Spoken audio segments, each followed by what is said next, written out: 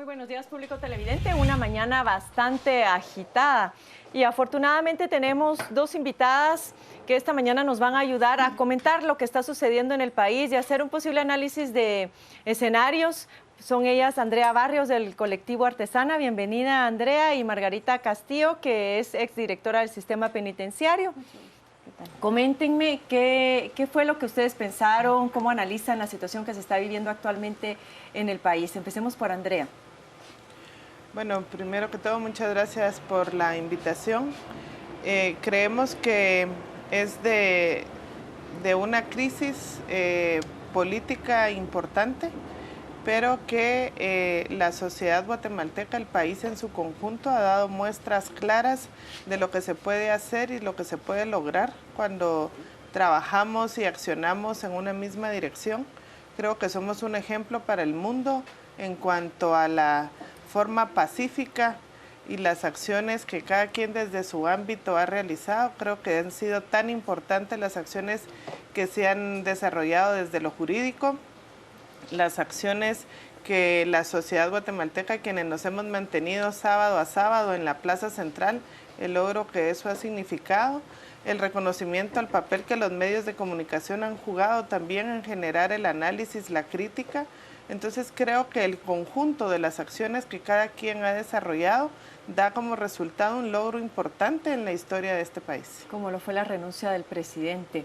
Margarita, ¿se lo esperaba? ¿Le agarró por sorpresa? Porque el presidente se había estado resistiendo. Parecía que iba a ser juzgado como funcionario público. Sin embargo, finalmente decide renunciar. Sí, efectivamente, yo creo que como hipótesis se planteó en diferentes escenarios y momentos. Me parece, sin embargo, que siempre es una sorpresa importante y grata, pese a que es solamente el inicio de un proceso que debe madurar muchísimo más. Esta es una respuesta, efectivamente, tal como ya lo ejemplificaba Andrea, ¿verdad? Del trabajo ciudadano, de esos días que pasamos desde el mes de abril en la Plaza Central manifestando. Creo también que es un llamado a la reflexión a los funcionarios públicos que todavía están fungiendo y a los próximos que llegarán a ocupar cargos de poder en la administración pública y en los espacios de poder local, a que efectivamente sean personas probas y que sepan que el ojo y la vigilancia ciudadana va a estar permanentemente sobre ellos, exigiéndoles la rendición de cuentas y fiscalizando las actuaciones públicas. ¿Hay todavía algún temor? Porque los guatemaltecos a veces recibimos este tipo de noticias y nos parece que es tan bueno que nos cuesta asimilarlo.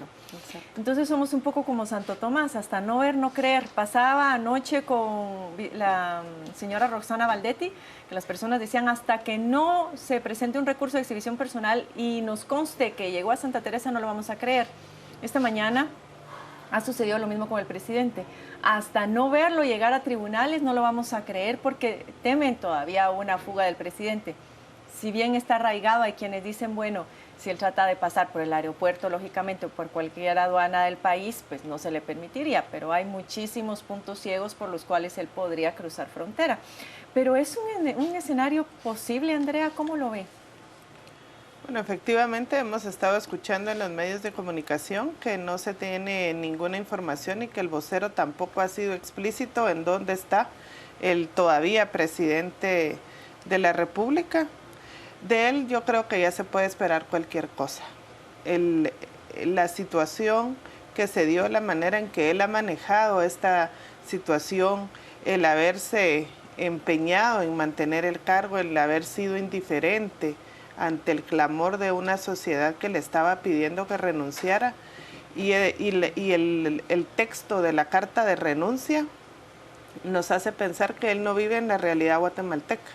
¿Qué le llamó la atención de la carta de renuncia, Andrea? El hablar por el bienestar, por la paz, por trabajar de manera conjunta por los más desposeídos, hablar de los ideales. Me parece a mí que es una carta que él pudo haber escrito tal vez cuando tuvo la intención de ser presidente y no en el momento en que está saliendo de una manera tan desprestigiada y tan adversa en cuanto al respeto o el respaldo que puede tener de la sociedad guatemalteca. Por lo tanto, yo creo que las sorpresas pueden darse. Yo creo que el señor vive en una dimensión desconocida y distinta a la que vivimos las y los guatemaltecos, que día a día hemos estado luchando realmente por una Guatemala distinta y con respeto y con valores.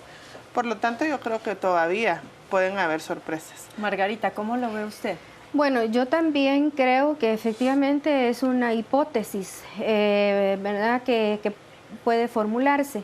Me parece a mí también que no podemos dejar de lado el hecho de las alianzas que estas personas tienen con grupos de poder o de interés. Eso se manifiesta, por ejemplo, en las lecturas que uno puede hacer de los comportamientos en un legislativo, por ejemplo, y en otros espacios de poder, en la propia Corte de Constitucionalidad, y en lo que diversos analistas han enfatizado y han hecho ver de cómo, por ejemplo, en la Corte de Constitucionalidad, en la Corte Suprema de Justicia y en otros espacios, llegan funcionarios que han sido producto de tranzas que se hacen en un legislativo. Esto es preocupante, ¿verdad? Porque si en un momento se consideró que una elección o elecciones de esta naturaleza podían ser un ejercicio democrático de pesos y contrapesos y balances importantes, nosotros vemos hoy día cómo eso realmente ha perdido total sentido y es un asunto de cómo se mercadea y se negocia con los puestos. Esto quiere decir entonces que muy probablemente todavía habrá gente afín y vinculada al ex, supongo ya, ¿verdad?, presidente de esta república, pero otros funcionarios sobre los cuales también la ley tiene que caer, todo el peso de la ley tiene que caer sobre esos otros que todavía, algunos no han sido identificados y otros se encuentran en proceso. Justamente pensando en esa perspectiva, Andrea, todavía hoy en la mañana habían personas que decían, ¿será que el Congreso en otra treta va a tratar de alargar el aceptar la renuncia del presidente, o podrían haber partidos políticos que eventualmente se negaran a aceptarla? Porque estamos en una situación en la que, como bien usted decía, cualquier cosa puede pasar. ¿Lo ve como un escenario probable que a estas alturas se corriera el riesgo que el Congreso no aceptara esa renuncia? Recordemos que las y los diputados tienen en la frente y en frente de su cara el proceso electoral. Por lo tanto, yo no creo en la pureza y la legitimidad de los 132 votos, y de la manera en que van a responder hoy es de cara al proceso electoral. No creo en la legitimidad de algunos diputados y diputadas contados con la mano, con los dedos de una mano, que sí han actuado y fueron parte de este proceso desde el principio, y que históricamente han tenido este tipo de acción. Un comportamiento relativamente congruente. Exacto. Pero yo creo que las y los diputados están garantizando que no se les castigue con el voto, y por lo tanto han sido complacientes con las demandas de la sociedad, sin que eso represente que no hayan negociaciones o acuerdos en otro sentido. Pero que igualmente sería descabellado en términos electorales hoy por hoy no recibir la renuncia del presidente. Sí, sería bastante incoherente con los 132 votos, por lo tanto yo creo que sí van a reunirse hoy a las 4 de la tarde. Espero que ya no haya ningún tipo de bloqueo en favor del presidente a esa hora, porque sería bastante absurdo a estas alturas del partido, pero me parece a mí que ellos están respondiendo a una necesidad de la reelección y no tanto a las demandas del país. Hubo otro acontecimiento sumamente importante ayer, Margarita, y pensando en este sistema de pesos y contrapesos, que fue la salida finalmente de Manuel Duarte de la Corte de Constitucionalidad. Y hemos estado ante una lluvia de acciones de amparo y otros recursos que han llegado a la Corte. ¿Cómo queda ahora la correlación de fuerzas en el Congreso de la República, cuando en su momento se vio la llegada de Manuel Duarte como un aliado del partido líder, del Partido Patriota e incluso del Partido Viva? Bueno, yo creo que es interesante la lectura de la correlación de fuerzas y esta debe darse casi que permanentemente porque los escenarios en este país en estos momentos están cambiando tremendamente. Efectivamente, a mí me parece que, por ejemplo, la Corte de Constitucionalidad, a partir de esto que tú mencionas, se plantea ya un mejor balance, un balance favorable a un proceso. Porque estaban 3-2. Exactamente, exactamente. Entonces, la evidencia, pero no solo la salida de Duarte, porque Duarte sale producto de una demanda de inconstitucionalidad que presenta sociedad civil. O sea, es importantísimo entonces el reconocimiento del trabajo político que está haciendo sociedad civil, ya sea, digamos, organizaciones que tienen larga data de trabajar los temas, pero también la presencia ciudadana en las calles.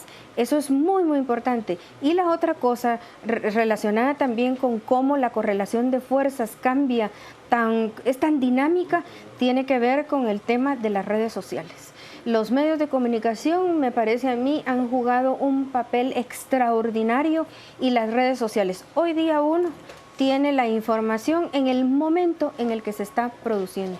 Y la gente entonces, y en consecuencia, reacciona, exactamente, ¿verdad? Recibe la información y hay una reacción importante. Hay formas incluso de corroborar si aquella información responde a campaña negra, por ejemplo, si es información fidedigna. Ya ahora el pretender engañar al ciudadano con mensajes que no son reales o tergiversados ya es más difícil. Entonces, y digamos también yo quisiera resaltar una presencia ciudadana joven, sumamente importante, y mensajes subjetivos y emocionales como por ejemplo los muchachos resguardando a la policía de la lluvia, sí. Personas en la plaza central por darles un sándwich, una botellita de agua y haciéndolos sentir que efectivamente ellos estaban cumpliendo un papel de vigilancia, pero que al final son aliados del pueblo, ¿verdad? Ahora, otra etapa se abre ahora que es, bueno, vicepresidente Maldonado asume la presidencia. En ese escenario, y ahora sí, nuevamente corre el proceso de elegir 3 nombres, integrar una terna, presentarla al Congreso de la República. Y acá hay pugnas políticas de las cuales la mayor parte de los ciudadanos no nos damos cuenta. Ya hay algunos listados por parte de algunos sectores. ¿Ve esto como un proceso conflictivo, Andrea? Ya con eso cerraríamos la entrevista de esta mañana. Bueno, yo creo que sí, eso va a generar un conflicto y cada quien va a defender sus propios intereses. Más o menos se ha hablado de una lista como de 19, 20 personas a quienes ya venían conversando sobre si aceptaría o no asumir la vicepresidencia. No sabemos también qué actitud va a tomar el vicepresidente, si realmente va a asumir y va a permanecer en el cargo hasta enero o va a nombrarse un vicepresidente que después va a asumir la presidencia y tendrá que nombrarse otro vicepresidente.